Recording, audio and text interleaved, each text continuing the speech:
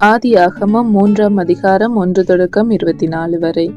தேவனாகிய கர்த்தர் உண்டாக்கின சகல காட்டு ஜீவன்களை பார்க்கிலும் சர்ப்பமானது தந்திரமுள்ளதாய் இருந்தது. அது ஸ்திரியை நோக்கி, நீங்கள் தோட்டத்தில் உள்ள சகல விருட்சங்களின் கனியையும் புசிக்க வேண்டாம் என்று தேவன் சொன்னதுண்டோ என்றது. ஸ்திரி சர்ப்பத்தை பார்த்து, நாங்கள் தோட்டத்தில் உள்ள விருட்சங்களின் கனிகளை புசிக்கலாம், ஆனாலும் தோட்டத்தின் நடுவில் இருக்கிற விருட்சத்தின் கனியை குறித்து தேவன் நீங்கள் சாகாதபடிக்கு அதை புசிக்கவும் அதை தொடவும் வேண்டாம் என்று சொன்னார் என்றாள்.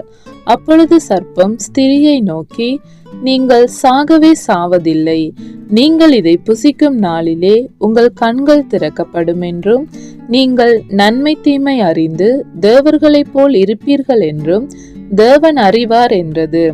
அப்பொழுது ஸ்திரியானவள், அந்த விருட்சம் புசிப்புக்கு நல்லதும் பார்வைக்கு இன்பமும் புத்தியை தெளிவிக்கிறதற்கு இச்சிக்கப்படத்தக்க விருட்சமாய் இருக்கிறது என்று கண்டு அதன் கனியை பறித்து புசித்து தன் புருஷனுக்கும் கொடுத்தாள். அவனும் புசித்தான். அப்பொழுது அவர்கள் இருவருடைய கண்களும் திறக்கப்பட்டது.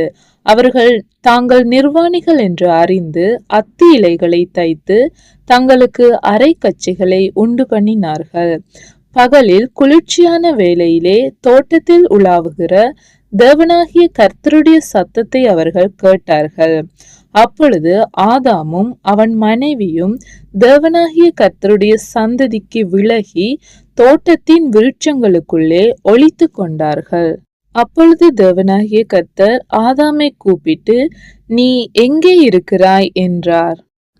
அதற்கு அவன், நான் தேவருடைய சத்தத்தை தோட்டத்திலே கேட்டு நான் நிர்வாணியாய் இருப்பதினால் பயந்து ஒளிந்து கொண்டேன் என்றான். அப்பொழுது அவர், நீ நிர்வாணி என்று உனக்கு அறிவித்தவன் யார்? புசிக்க வேண்டாம் என்று நான் உனக்கு விளக்கின விருட்சத்தின் கனியை புசித்தாயோ என்றார். அதற்கு ஆதாம், என்னுடனே இருக்கும்படி தேவரீர் தந்த ஸ்திரியானவள் அவ்விருட்சத்தின் கனியை எனக்கு கொடுத்தால் நான் புசித்தேன் என்றான். அப்பொழுது தேவனாகிய கர்த்தர் ஸ்திரியை நோக்கி, நீ இப்படி செய்தது என்ன என்றார். ஸ்திரியானவள், சர்ப்பம் என்னை வஞ்சித்தது, நான் புசித்தேன் என்றாள்.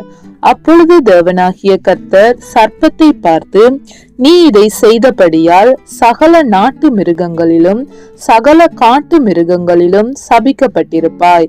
நீ உன் வயிற்றினால் நகர்ந்து உயிரோடு இருக்கும் நாளெல்லாம் மண்ணை தின்பாய். உனக்கும் ஸ்திரிக்கும் உன் வித்துக்கும் அவள் வித்துக்கும் பகை உண்டாக்குவேன். அவர் உன் தலையை நசுக்குவார், நீ அவர் குதிகாலை நசுக்குவாய் என்றார். அவர் ஸ்திரியை நோக்கி, நீ கர்ப்பவதியாய் இருக்கும் போது உன் வேதனையை மிகவும் பெருக பண்ணுவேன். வேதனையோடே பிள்ளை பெறுவாய். உன் ஆசை உன் புருஷனை பற்றி இருக்கும், அவன் உன்னை ஆண்டு கொள்ளுவான் என்றார். பின்பு அவர் ஆதாமை நோக்கி, நீ உன் மனைவியின் வார்த்தைக்கு செவி கொடுத்து புசிக்க வேண்டாம் என்று நான் உனக்கு விளக்கின விருட்சத்தின் கனியை புசித்தபடியினாலே பூமி உன் நிமித்தம் சபிக்கப்பட்டிருக்கும். நீ உயிரோடு இருக்கும் நாளெல்லாம் வருத்தத்தோடே அதன் பலனை புசிப்பாய். அது உனக்கு முள்ளும் குறுக்கும் முளைப்பிக்கும். வெளியின் பயிர் வகைகளை புசிப்பாய். நீ பூமியிலிருந்து எடுக்கப்பட்டபடியால் நீ பூமிக்கு திரும்பும் மட்டும் உன் முகத்தின் வேர்வையால் ஆகாரம் புசிப்பாய். நீ மண்ணாய் இருக்கிறாய், மண்ணுக்கு திரும்புவாய் என்றார். ஆதாம் தன் மனைவிக்கு ஏவாள் என்று பெயரிட்டான், ஏனெனில் அவள் ஜீவனுள்ளோருக்கெல்லாம் தாயானவள். தேவனாகிய கர்த்தர் ஆதாமுக்கும் அவன் மனைவிக்கும் தோல் உடைகளை உண்டாக்கி அவர்களுக்கு உடுத்தினார். பின்பு தேவனாகிய கர்த்தர், இதோ மனுஷன் நன்மை தீமை அறியத்தக்கவனாய் நம்மில் ஒருவரை போல் ஆனான்.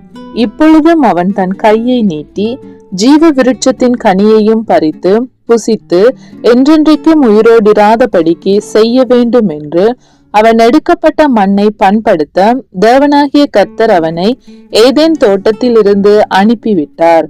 அவர் மனுஷனை துரத்திவிட்டு ஜீவ விருட்சத்துக்கு போகும் வழியை காவல் செய்ய ஏதேன் தோட்டத்துக்கு கிழக்கே கேருபீன்களையும் வீசிக்கொண்டிருக்கிற சுடரொளி பட்டயத்தையும் வைத்தார்.